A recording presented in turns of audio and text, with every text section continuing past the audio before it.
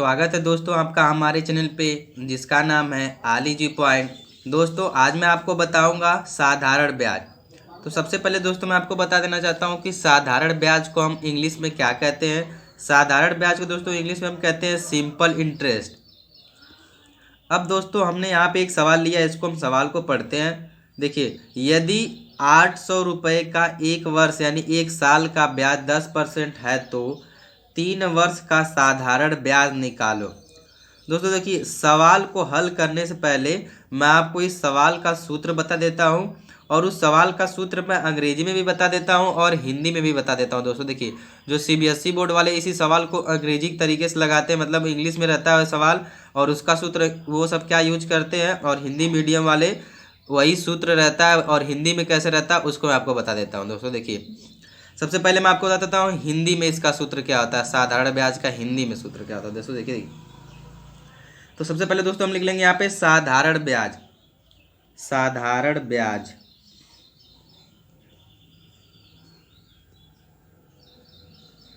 साधारण ब्याज हमको दोस्तों निकालना भी है, तो साधारण ब्याज हम बराबर लिख लिए।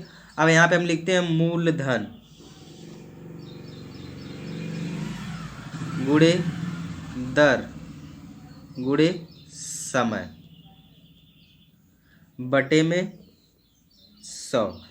यह दोस्तों हमारा हो गया हिंदी का सूत्र, मतलब हिंदी वाला जो प्रश्न रहता है उसको मतलब हम दोस्तों ये सूत्र उसमें यूज करते हैं, मतलब हिंदी मीडियम वाले बच्चे। तो दोस्तों देखिए, साधारण ब्याज बराबर मूलधन। अब दोस्तों पूछेंगे आपकी मूलधन क्या होता है। मूलधन दोस्तों हमारा वही होता है जैसे जो धन हमने किसी से उधार लिया या किसी को हमने दिया है, वही हमारा दोस्तों होता है मूलधन। मूलधन दोस्तों जैसे मान लीजिए हमने देखे यहाँ पे लिखा है यदि 800 रुपये का एक वर्ष का ब्याज 10% है, तो दोस्तों इसमें हमारा मूलधन 800 रुपये है। दर दोस्तों क्या है, दर का मतलब कि कितने परसेंट, मतलब उस पर दर लग रहा है, ब्याज लग रहा है, वही होता है हमारा दर। दोस्तों देखिए हमारे सवाल में कितना 10% लग रहा है। अब दोस्तों देखिए समय, मतलब कितना समय हमको मिला है उस मूलधन पे। देखिए 3 वर्ष, यहाँ पे समय मतलब आप लोग जानते हैं काल समय, और उसके बटे में 100। ये दोस्तों हो गया हमारा हिंदी का सूत्र, मतलब यह हिंदी में मतलब अगर सवाल रहता है तो इस तरह से हम सूत्र लिख के उस पर रख के हल करते हैं। लेकिन दोस्तों अंग्रेजी में क्या होता है, देखिए अंग्रेजी में हम सूत्र इसको लिख लेते हैं कि इसका सूत्र अंग्रेजी में क्या होता है। तो सबसे पहले दोस्तों देखिए, साधारण ब्याज को हम कहते हैं सिंपल इंटरेस्ट। अभी हमने यहाँ ऊपर भी लिखा है तो हम यहाँ पे लिख लेंगे सिंपल इंटरेस्ट।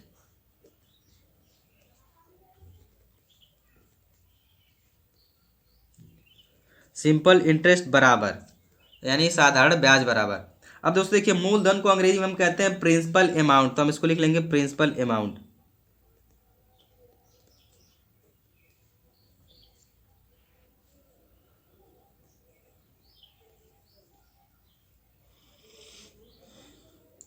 Principal amount. और दर को दोस्तों अंग्रेजी में हम कहते हैं रेट, तो हम यहाँ पे लिख लेंगे रेट गुणे। समय को अंग्रेजी में हम कहते हैं टाइम, तो यहाँ पे हम लिख लेंगे टाइम। और बटे में रहता है 100, तो हम यहाँ पे लिख लेंगे 100। अब दोस्तों देखिए, ये हमारा अंग्रेजी का भी फार्मूला बन गया।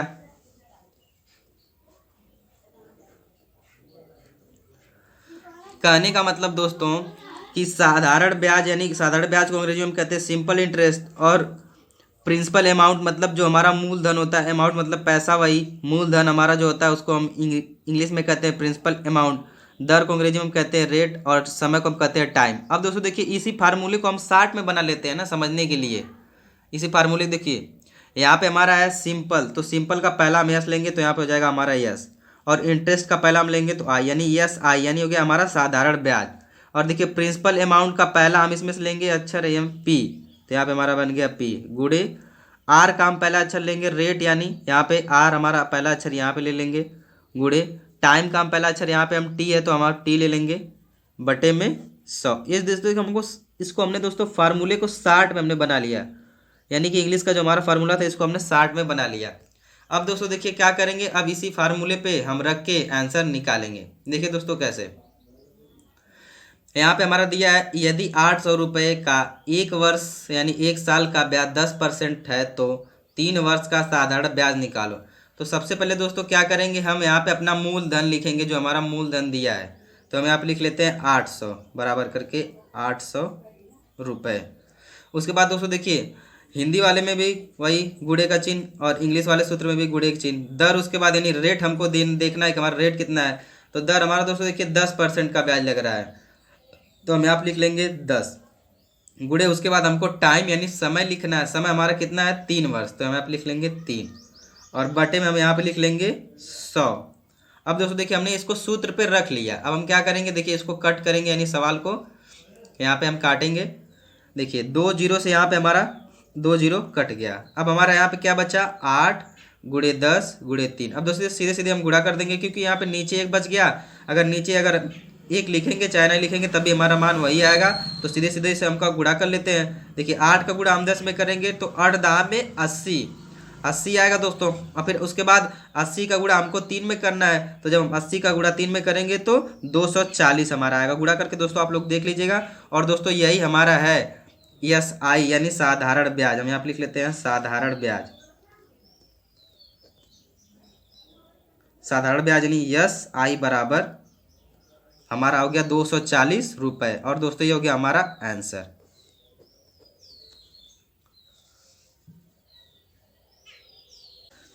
एक सवाल दोस्तों हम और देख लेते हैं ताकि आपको और अच्छे समझ में आ जाए, कोई कन्फ्यूजन हो तो इसमें दूर हो जाए।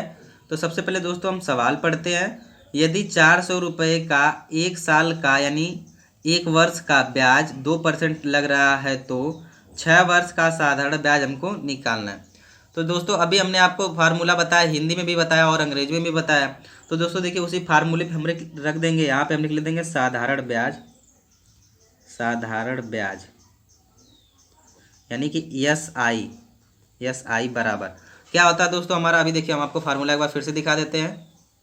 देखिए अंग्रेजी में हमारा होता है P गुणे R गुणे T बटे में 100 और हिंदी में हमारा होता है मूलधन गुणे दर गुणे समय बटे में 100। तो अब दोस्तों देखिए इसे फार्मूले पे हम रख लेंगे यहाँ पे। तो सबसे पहले हमको मूलधन रखना है यानी कि SI सिंपल इंटरेस्ट रखना है। तो सिंपल इंटरेस्ट हमारा 400 रुपये है, तो हम यहाँ पे लिख लेंगे 400। गुणे का चिन्ह लगाएंगे। अब हमको क्या रखना है दर यानी कि रेट हमारा कितना है 2% का है, तो हम यहाँ पे लिख लेंगे 2। उसके बाद गुणे का चिन्ह लगाएंगे। अब हमारा टाइम यानी समय कितना है 6 वर्ष, तो हम यहाँ पे लिख लेंगे 6। और वहाँ पे बटे में हमें सूत्र में हमारा था यहाँ पे 100 लिखना था, हम यहाँ पे लिख लेंगे 100। अब देखिए दोस्तों यहाँ पे 2 जीरो से 2 जीरो हमारा कट जाएगा। क्या बचा हमारा यहाँ पे 4 गुणे 2 गुणे 6। तो 4 का गुणा हम 2 में करेंगे दोस्तों, देखिए 4 दूना में 8 और 8 का गुणा हम 6 में करेंगे तो 8 छक 48। यहाँ पे हमारा आ जाएगा 48, ये हो जाएगा रुपये। ये दोस्तों हमारा हो गया SI यानी साधारण ब्याज बराबर साधारण ब्याज SI बराबर 48 रुपये। और दोस्तों ये हो गया हमारा आंसर। वीडियो थोड़ी सी भी यूजफुल लगी हो दोस्तों तो चैनल को लाइक सब्सक्राइब शेयर जरूर करिएगा। धन्यवाद।